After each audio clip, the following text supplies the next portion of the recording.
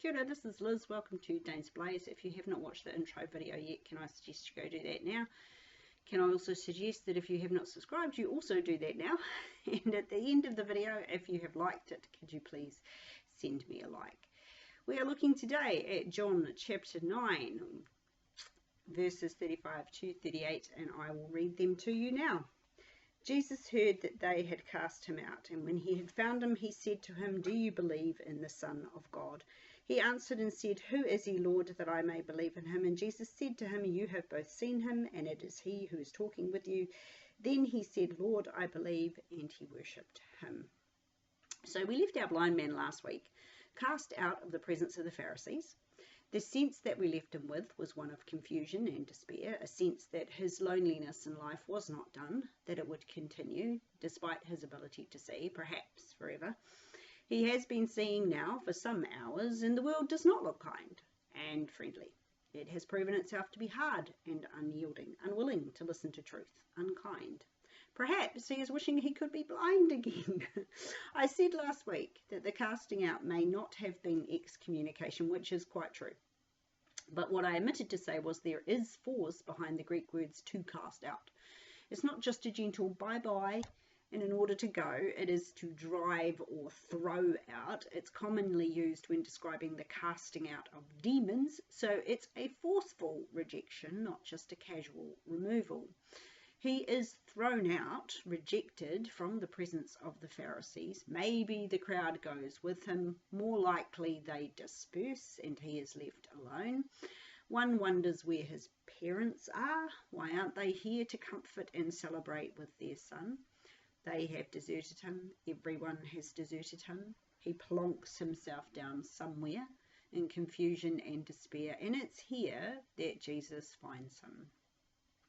Psalm 27:10 tells us that when my father and my mother forsake me, the Lord will receive me.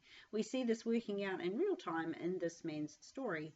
It seems that, for the moment at least, his parents have gone and forsaken him, and yet the Lord is coming to find him. Upon hearing of the man's plight, so the word hearing is akou'u. It is the root of our word acoustics, which is not just about sound, but how sound works.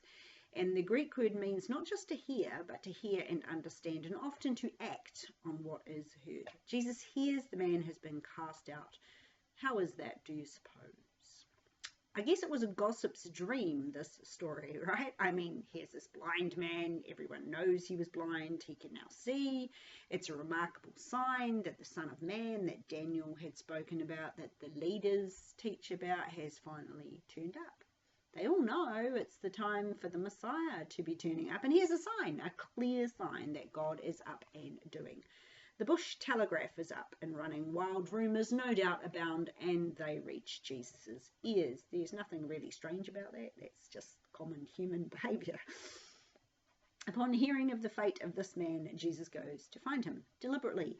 The word for found in verse 35 is to find after, seeking. Jesus went looking for him as soon as he heard, because he knows how this feels. In Isaiah's 53rd chapter, which is messianic in tone and wording, we have in verse 3, "He is despised and rejected by men, a man of sorrows and acquainted with grief." Jesus knows how this man feels. In a short amount of time, he too will be rejected by the hierarchy, cast out of their sight and their fellowship. He can meet this guy exactly where he's at, empathise, and give him the one thing he's lacking, which is fellowship. I imagine that he sits down gently beside the man, whilst the man sits with head in hands, brain spinning, wondering what on earth he's going to do. Into that confusion, Jesus poses a question.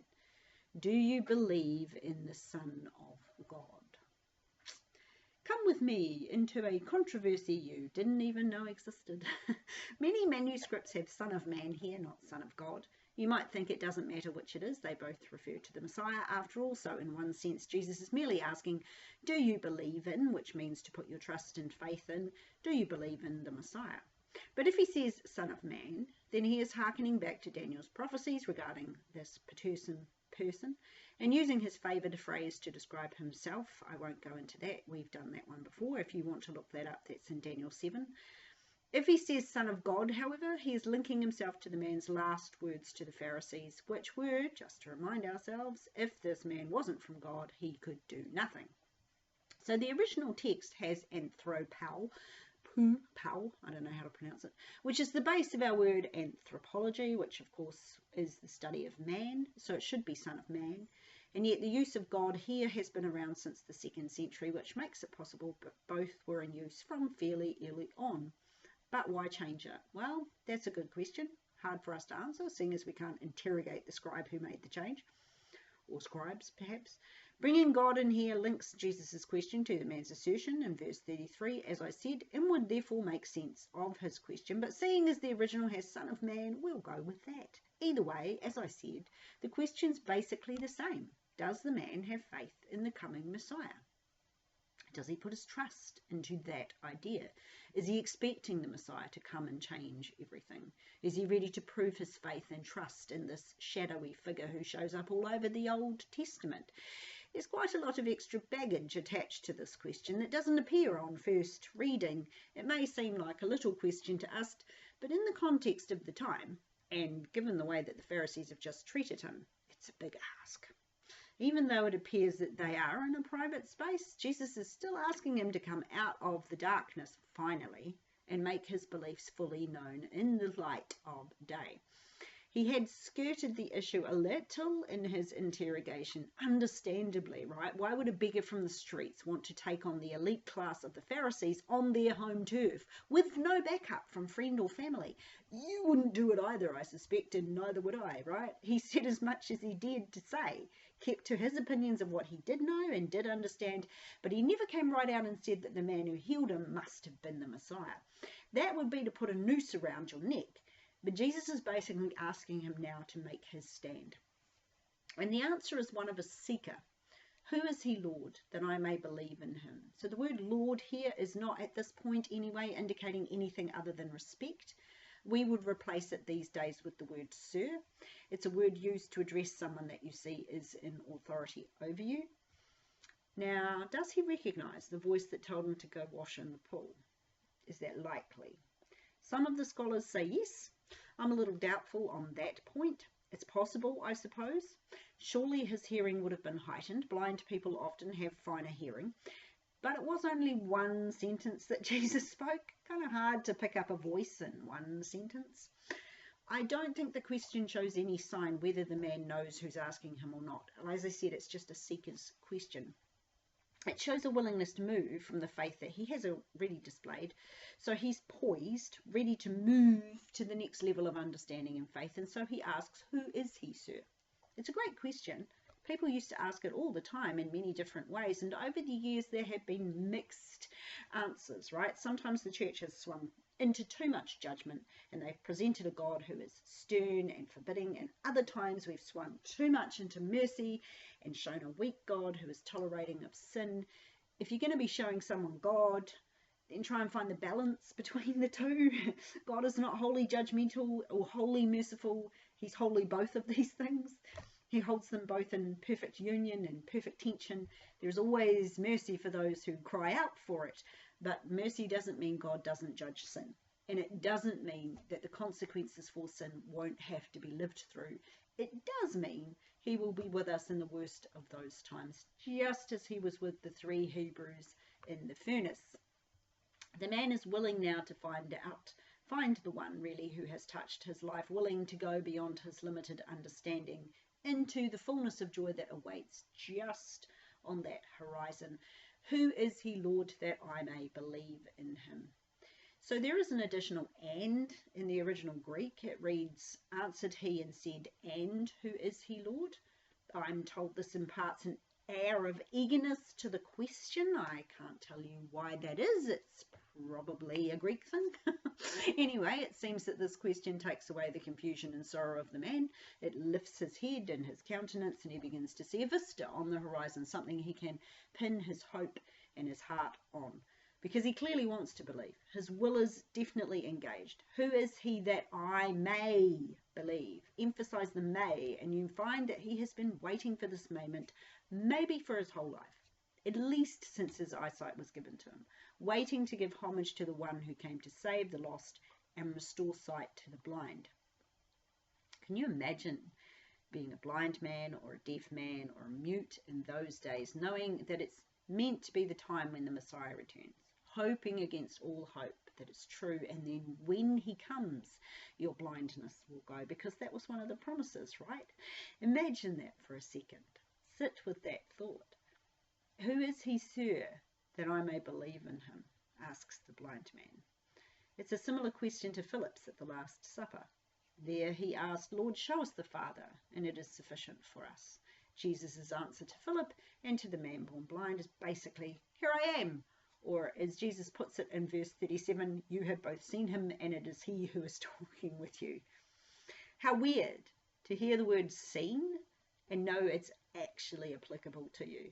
It's never been applicable before, has it? It doesn't just mean he sees with his eyes either.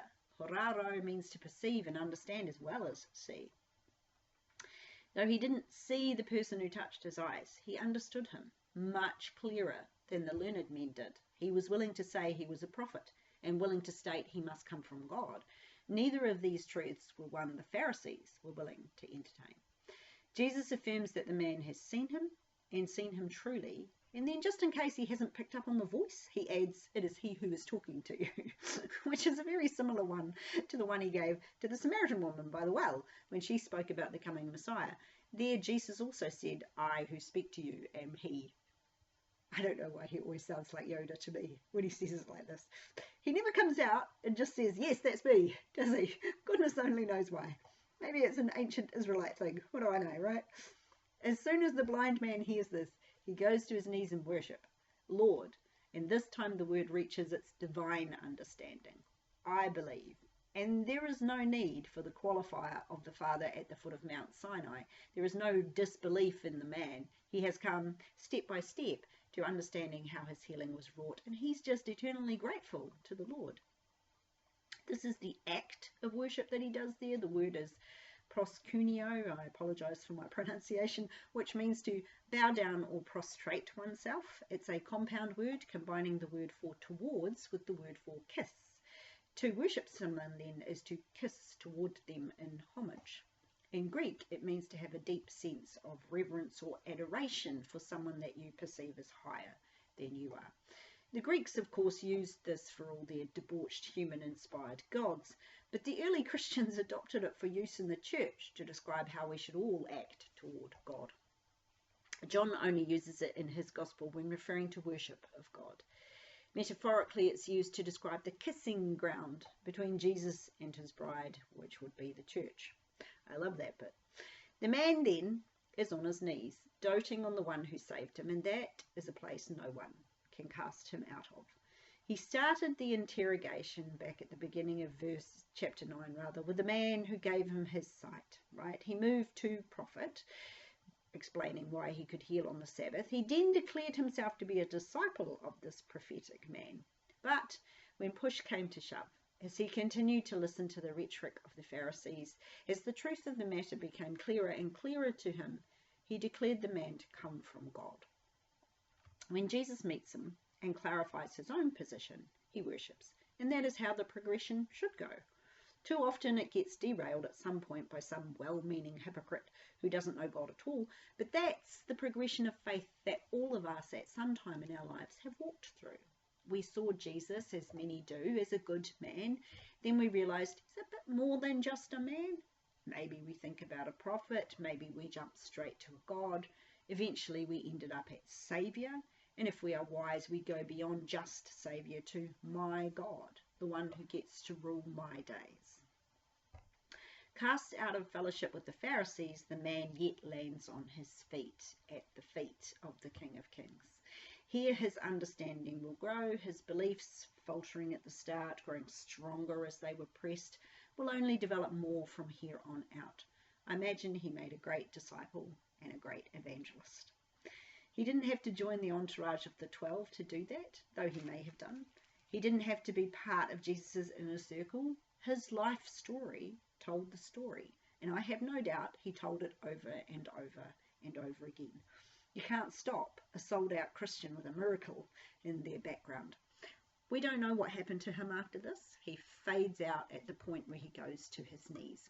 What happened to him from there is a mystery, but I believe he took that faith and used it for God's glory, as you would. Jesus will now turn once again to trying to teach the Pharisees, trying to get them to see. Now we'll see how he gets on next week. For this week, consider the man born blind once more before we leave him. It's been quite the ride, hasn't it? Would you do as well if you were set before the learned men? Would you be willing to speak the truth, even when you know it's going to get you in trouble? Maybe we will never be put in that position. I hope not, but we should be good Girl and Boy Scouts and be prepared. For you never know when your testimony will be tested. So go home, do some thinking about it. Maybe do a few rehearsals in the mirror. Ask yourself some tough questions so you're not blindsided when the questions come. Prepare yourself and your testimony. Have it stored in your mind. Then you will be prepared when the moment comes and you need to speak the truth into a hostile world. That is all I have for you this week. I pray a blessing over you and your household, and I look forward to seeing you again next week. Ka kite anō.